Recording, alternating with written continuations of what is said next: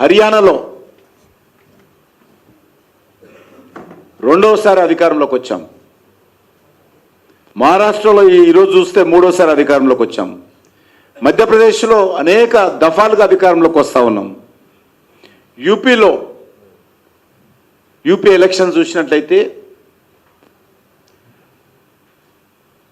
రెండోసారి అధికారంలోకి వచ్చాం. ఉత్తరాఖండ్లో రెండోసారి అధికారంలోకి వచ్చాం.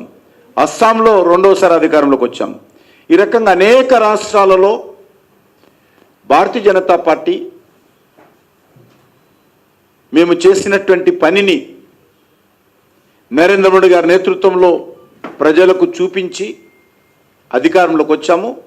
ఈసారి మరొకసారి మహారాష్ట్ర మూడోసారి అధికారంలోకి వచ్చి మనకు అద్దం పడతా ఉంది.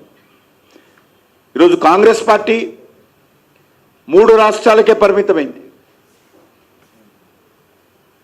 గ్యారంటీల పేరుతో మభ్యపెట్టినటువంటి తెలంగాణ, గ్యారంటీల పేరుతో మభ్యపెట్టినటువంటి కర్ణాటక, గ్యారంటీల పేరుతో దివాలా తీసినటువంటి హిమాచల్ ప్రదేశ్, 3 రాష్ట్రాలకే ఈరోజు కాంగ్రెస్ పార్టీ పరిమితమైంది. అంతేకాదు ఈరోజు అనేక రకాల బై ఎలక్షన్స్లో ఇక యూపీ మాదే అని చెప్పి ప్రచారం చేసుకున్నటువంటి సమాజ్వాదీ పార్టీ, విచిత్రం ఏంటంటే 9 శాసనసభ స్థానాలకు ఉప ఎన్నికలు జరిగితే కాంగ్రెస్ పార్టీ భారతీయ జనతా పార్టీని అడ్డుకోవాలి, భారతీయ జనతా పార్టీ గెలవకూడదు అని చెప్పి ఒక్క సీటు కూడా పోటీ చేయకుండా 9కి 9 సీట్లు సమాజ్వాదీ పార్టీకి కాంగ్రెస్ పార్టీ అప్పగించింది బై ఎలక్షన్స్లో. అయినప్పటికీ కూడా అక్కడ 7 సీట్లు, 9 సీట్లలో 7 సీట్లు భారతీయ జనతా పార్టీ మాకు అలయన్స్ పార్టీ గెలిచింది. మహారాష్ట్రలో గత ఎన్నికల్లో 44 సీట్లు గెలిచినటువంటి కాంగ్రెస్ పార్టీ ఈరోజు అలయన్స్లో శివసేన లాంటి పార్టీతో కూడా కలిపి అలయన్స్లో పోటీ చేస్తే లాస్ట్ టైం గెలిచినటువంటి సీట్లలో సగం సీట్లు కూడా గెలపలేనటువంటి పరిస్థితి మహారాష్ట్రలో ఏర్పడింది.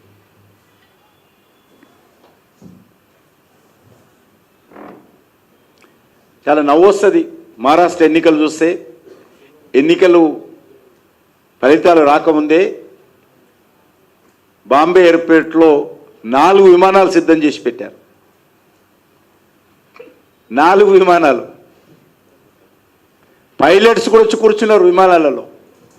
ఎమ్మెల్యేలకు కావాల్సినటువంటి భోజనాలు కూడా విమానాలలో రెడీ చేశారు.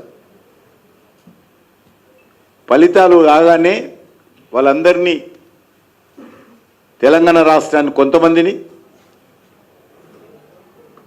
కర్ణాటక కొంతమందిని తరలించేటువంటి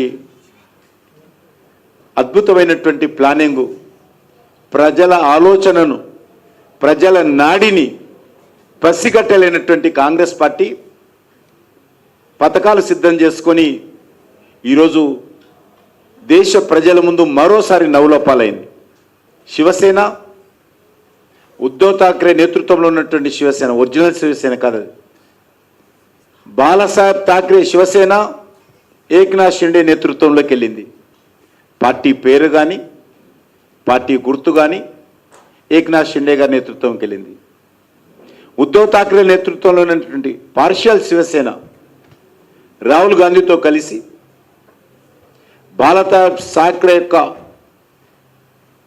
సిద్ధాంతాలకు, ఆయన లక్ష్యాలకు, ఆయన స్ఫూర్తికి విరుద్ధంగా కాంగ్రెస్ పార్టీతో ఓటు బ్యాంక్ రాజకీయాలు పాల్పడేటువంటి వ్యక్తులతో, శక్తులతో కలిసినందుకు మహారాష్ట్ర ప్రజలు, ముఖ్యంగా బాలాసాహెబ్ ఠాక్రే శివసేన అధినేత బాలాసాహెబ్ ఠాక్రే పట్ల విశ్వాసం ఉండేటువంటి ఓటర్లందరూ కూడా మూకుమ్మడిగా నరేంద్ర మోడీ గారి నేతృత్వంలోని ఎన్డీఏ పార్టీలకు మద్దతు ఇచ్చారు. ఇది చాలా మార్పు, స్పష్టమైనటువంటి మార్పు మహారాష్ట్రలో కనిపించింది. బాలాసాహెబ్ ఠాక్రే కొడుకైనటువంటి ఉద్ధవ్ ఠాక్రే, మనవడైనటువంటి ఆదిత్య ఠాక్రే, వీళ్ళ మాటలను లెక్క చేయకుండా ప్రజలు బాలాసాహెబ్ ఠాక్రే మీద ఉన్నటువంటి అభిమానంతో, ఆయన ఆలోచన విధానంతో, ఆయన స్ఫూర్తితో కొడుకును కూడా లెక్క చేయకుండా శివసేనకు, వాళ్ళతో కలిసినటువంటి పార్టీలకు సరిగ్గా బుద్ధి చెప్పడం జరిగింది. ఈరోజు ఆ వచ్చిన కొన్ని సీట్లు, ఉద్ధవ్ ఠాక్రేకి వచ్చినటువంటి కొన్ని సీట్లు కూడా శివసేన ఓట్లు కాదది, శివసేన వ్యతిరేక ఓట్లతో ఆ సీట్లు వచ్చాయి. కూడా నిజమైనటువంటి శివసేన టోటల్గా నరేంద్ర మోడీ గారి నేతృత్వంలో ఇండియా పక్కన చేరింది. ప్రజలు చాలా చైతన్యవంతులైన విషయం మరొకసారి మహారాష్ట్ర ఎన్నికల్లో స్పష్టమైంది. శివసేన పెట్టింది ఎందుకు, శివసేన ఏ లక్ష్యాల కోసం పెట్టారో, ఆయన కొడుకు పార్టీని ఎవరి చేతిలో పెట్టాడు, దానికి వ్యతిరేకంగా ప్రజలు ఏ రకంగానైతే శివసేన ఎమ్మెల్యేలు ఉద్ధవ్ ఠాక్రే మీద తిరుగుబాటు చేశారో, మహారాష్ట్ర ప్రజలు కూడా ఉద్ధవ్ ఠాక్రే మీద తిరుగుబాటు చేసి బాలాసాహెబ్ ఠాక్రే యొక్క ఆలోచన విధానంతో నరేంద్ర మోడీ గారి నాయకత్వానికి అండగా నిలబడడం అనేటువంటిది ఎన్నికల్లో మరొక ప్రత్యేకతని సందర్భంగా మనం చేస్తాం. మహారాష్ట్ర ప్రజలు వారసత్వాన్ని చూడలే, మహారాష్ట్ర ప్రజలు బాలాసాహెబ్ యొక్క ఆలోచన విధానాన్ని చూశారు, ఆ యొక్క పార్టీ యొక్క సిద్ధాంతాన్ని చూశారు, బాలాసాహెబ్ ఠాక్రే యొక్క స్ఫూర్తిని చూశారనే విషయాన్ని ఈ సందర్భంగా మనం చేస్తా ఉన్నాం. మహారాష్ట్ర ఎన్నికల్లో రాజకీయ అవకాశవాదం, అహంకారంతో మునిగిపోయేటువంటి నావనెక్కినటువంటి కాంగ్రెస్ పార్టీ కానీ, ఉద్ధవ్ ఠాక్రేని కానీ, రాజకీయ కురువృద్ధుడుగా నా కనుసైగల్లో మహారాష్ట్ర నడుస్తుందని, నా కనుసైగల్లో మరాఠవాడ ఉంటుందని ప్రగల్భాలు పలిపెట్టేటువంటి శరద్ పవార్ గారి పట్ల కూడా ప్రజలు ఏ రకంగా తీర్పునిచ్చారో మనము అర్థం చేసుకోవచ్చు. 102 సీట్లలో పోటీ చేసినటువంటి కాంగ్రెస్ పార్టీ ఇంకా సీట్లు వస్తూ ఉన్నది, తగ్గుతూ ఉన్నది. ఇంకా 18 సీట్లు 20 సీట్లకు చేరుకున్నది. ఈరోజు మనం చూస్తూ ఉన్నాం, దేశంలో ఇటీవల జరిగినటువంటి హర్యానా, జమ్మూ కాశ్మీర్ ఎలక్షన్ చూసాం. జమ్మూ కాశ్మీర్లో అత్యధికమైనటువంటి ఓట్లతో, గతంలో ఎన్నడూ లేనటువంటి సీట్లతో జమ్మూ కాశ్మీర్ యొక్క ప్రజలు మద్దతు కూడగట్టుకున్నాం. హర్యానాలో ఎవరు ఊహించని విధంగా అత్యధికమైనటువంటి సీట్లతో హర్యానాలో భారతీయ జనతా పార్టీ ప్రభుత్వం వచ్చింది. ఈరోజు వచ్చినటువంటి ఫలితాలు చూసినట్లయితే ఒక ప్రత్యేకమైనటువంటి పరిస్థితుల్లో జార్ఖండ్లో మేము అనుకున్నటువంటి లక్ష్యాలను నిలబెట్టకపోయినా మా పాత్ర మేము పోషించాము. గతంలో సీట్లు కానీ ఓట్లు కానీ మాకు అంతే వచ్చాయి. కానీ మహారాష్ట్రలో చూస్తే మా ఓట్ల సంఖ్య, సీట్ల సంఖ్య చాలా గణనీయంగా మహారాష్ట్రలో భారతీయ జనతా పార్టీకి రావడం జరిగింది. ఈరోజు గ్రామీణ ప్రాంతాలు తీసుకున్నట్లయితే మహారాష్ట్రలో 138 సీట్లుంటే వీళ్ళందరూ కలిసి 28 సీట్లకు వచ్చాయి. మాకు బీజేపీకి 138 సీట్లు వస్తే రూరల్ ఏరియాలో కాంగ్రెస్ పార్టీ నేతృత్వంలోని మరి కూటమికి 28 సీట్లు వచ్చాయి. ఇంకా తగ్గుతూ ఉన్నాయి చూస్తూ ఉంటే. ఈరోజు చూస్తుండాలి, సంజయ్ రౌత్ అనేటువంటి ఒక పనికిరాని ఒక రాజకీయ నాయకుడు ఉన్నాడు. ఆయన కనీసం చెప్పడానికి సిగ్గు అనిపించదు ఆయనకు. ఈవీఎంస్ మేనేజ్ చేశారు, ఈవీఎంస్ కుట్ర చేశారు. మరి జార్ఖండ్లో ఎందుకు మాట్లాడావు కుట్ర జరిగినప్పుడు? గత పార్లమెంటరీ ఎలక్షన్స్లో మెజార్టీ వచ్చింది కదా మీకు మహారాష్ట్రలో. అప్పుడు ఈవీఎంలు పనిచేయలేదా? అప్పుడు ఈవీఎంలు పొరపాటు లేదు. ఈ దేశంలో చాలా అలవాటైంది కాంగ్రెస్ పార్టీకి అలా సంబంధించినటువంటి కొన్ని పార్టీలకు. రాహుల్ గాంధీతో సహా మొన్న పార్లమెంట్ ఎలక్షన్స్లో కూడా పొరపాటు జరిగిందని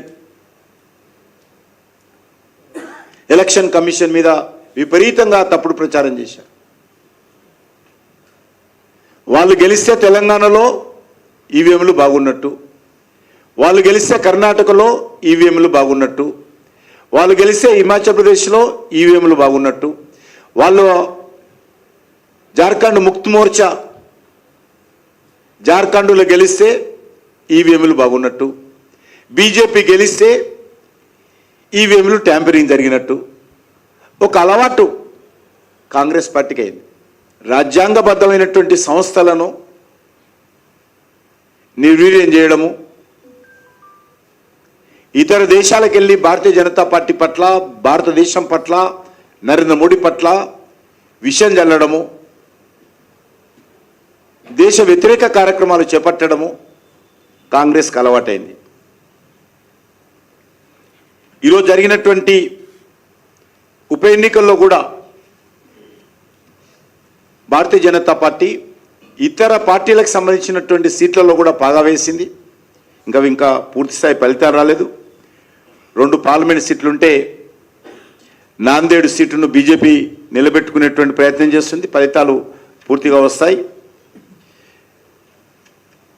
అదేవిధంగా రాహుల్ గాంధీ రాజీనామా చేసినటువంటి సీట్లో బీజేపీ గట్టి పోటీ, ప్రధాన ప్రతిపక్షంగా పాత్ర అక్కడ మరి సోనియా గాంధీ కుటుంబ సభ్యురాలైనటువంటి ప్రియాంకకు పోటీగా బీజేపీ ఒక సాధారణ మహిళా కార్యకర్తను పోటీ పెట్టి నిలబడడం జరిగింది. ఓవరాల్గా దేశమంతా కూడా ఈరోజు, ఎందుకంటే మహారాష్ట్ర చాలా కీలకమైనటువంటి రాష్ట్రం మన దేశంలో, ఉత్తరప్రదేశ్ అతిపెద్ద రాష్ట్రమైనప్పటికీ మహారాష్ట్ర ఆర్థిక రాజధాని మన దేశానికి. అటువంటి రాష్ట్రంలో భారతీయ జనతా పార్టీ ఈరోజు 3వసారి అధికారంలో రావడం అనేటువంటిది భారతీయ జనతా పార్టీ పట్ల, నరేంద్ర మోడీ గారి నాయకత్వం పట్ల మరి ప్రజల యొక్క విశ్వాసానికి అద్దం పడుతుందని చెప్పి మనవి చేస్తూ, నేను మహారాష్ట్ర ప్రజలకు తెలంగాణ భారతీయ జనతా పార్టీ తరఫున, తెలంగాణ ప్రజల తరఫున కృతజ్ఞత తెలియజేస్తా ఉన్నాను. ఈరోజు ఎన్డీఏ భాగస్వామ్య పార్టీలైనటువంటి లకు నాయకత్వం వహించినటువంటి దేవేంద్ర ఫడ్నవీస్ గారికి, ఏక్నాథ్ షిండే గారికి, అజిత్ పవార్ గారికి కూడా శుభాకాంక్షలు తెలియజేస్తా ఉన్నాను. ధన్యవాదాలు.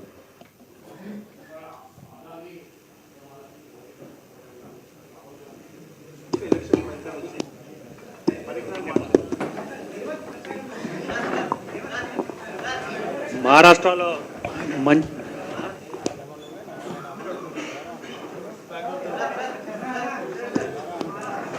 ఇప్పుడు ఒకటి గుర్తుపెట్టుకోండి, రేవంత్ రెడ్డి ప్రచారం పనిచేయలేదు. రేవంత్ రెడ్డి తెలంగాణ ప్రజలకు సంబంధించినటువంటి కోట్ల రూపాయలు ఆయన పార్టీ తరఫున వసూలు చేసి మహారాష్ట్రకు పంపించినా కూడా పనిచేయలేదనే విషయం అర్థం చేసుకోండి.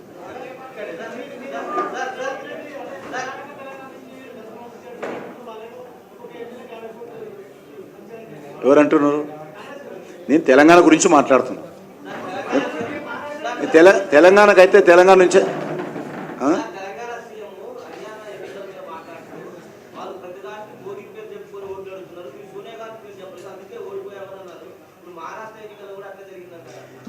ఇప్పుడు అది ఆయన అడగాల ప్రశ్న. ఇప్పుడు రాహుల్ గాంధీ ఎక్కడెక్కడ అడుగు పెడితే, ఎక్కడెక్కడ ప్రచారం చేస్తే